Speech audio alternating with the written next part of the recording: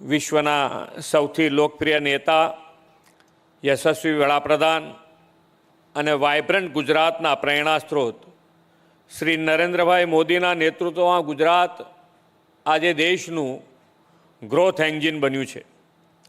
મોદી સાહેબે સર્વસમાવેશી, સર્વગ્રાહી અને સર્વસ્પર્શી વિકાસની નેમ પાર પાડી છે.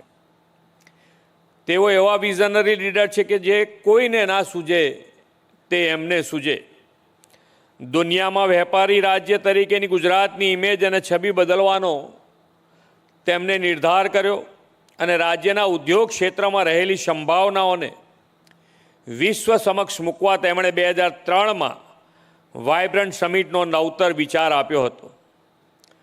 મોદી સાહેબે ત્યારે કહ્યું હતું કે આ સમિટ એ ગુજરાતને ગ્લોબલ ઇન્ડસ્ટ્રીયલ મેપ પર most preferred destination for investment બનાવશે. 2003ની વાત, એમનું વિઝન, એમના શબ્દો આપણે યાદ કરીએ તો આવા તો કંઈક વસ્તુ છે કે જે એમનું વિઝન આપણને પ્રૂવ કરે. જ્યારે તમે એ વસ્તુ પકડો તો આપણને એમ લાગે કે ના, ખરેખર એક વિઝનથી કામ થયું છે.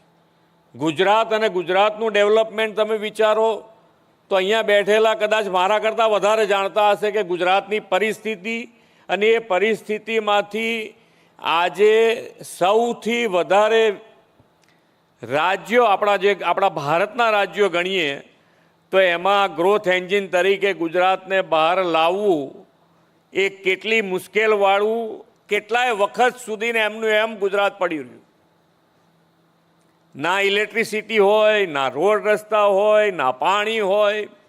એ બધામાંથી આજે આપણે કેવો અનુભવ, પોતાની જાતને તમે કોઈ પણ નાનો માણસ, મોટો માણસ, દરેક જણ પોતાની જાતને મૂકી શકે એવું છે કે ભાઈ આજે ગુજરાત આપણે કેવું જોયું હતું અને આજે અઢી દાયકાના જે વિકાસની રાજનીતિ અને વિકાસની રાજનીતિમાં વિઝનરી લીડરશીપ અને એ લીડરશીપનો લાભ એ ગુજરાતને જે મળ્યો છે એ આપણે બધા એના માટે ગૌરવવંતી છીએ અને આપણે બધાએ નસીબવાળા છીએ કે આવા નેતૃત્વનો લાભ આપણને મળ્યો છે.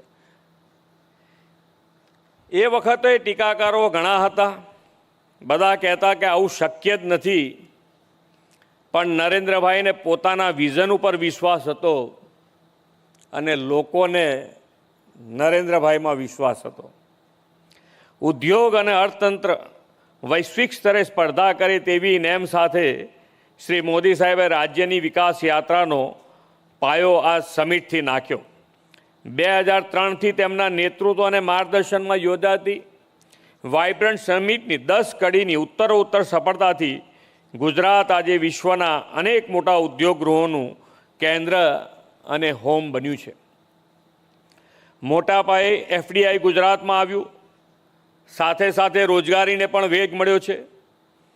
મોટા ઉદ્યોગ આવવાથી તેને અનુરૂપ નાના અને એમએસએમઈ ઉદ્યોગો વિકસ્યા છે અને એમએસએમઈ રાજ્યોના ઔદ્યોગિક વિકાસનું બેકબોન બન્યું છે. આદરણીય વડાપ્રધાન શ્રી હમણાં જ તેમની ગુજરાત મુલાકાતમાં કહ્યું હતું કે ભારત પાસે ડેમોક્રેસી અને ડેમોગ્રાફી બેયની સ્ટ્રેન્થ છે. સ્કિલ વર્કફોર્સનો વિશાળ સમૂહ છે. તેથી અહીં દુનિયાના ઉદ્યોગો માટે વિન વિન સિચ્યુએશન છે. આ સિચ્યુએશનનો મોટા પાયે લાભ લેવા ઉદ્યોગ આવે અને make in India, make for the world સાકાર કરે તેવી નેમ વાઇબ્રન્ટ સમિટના કારણે સફળતાથી પાર પડી છે.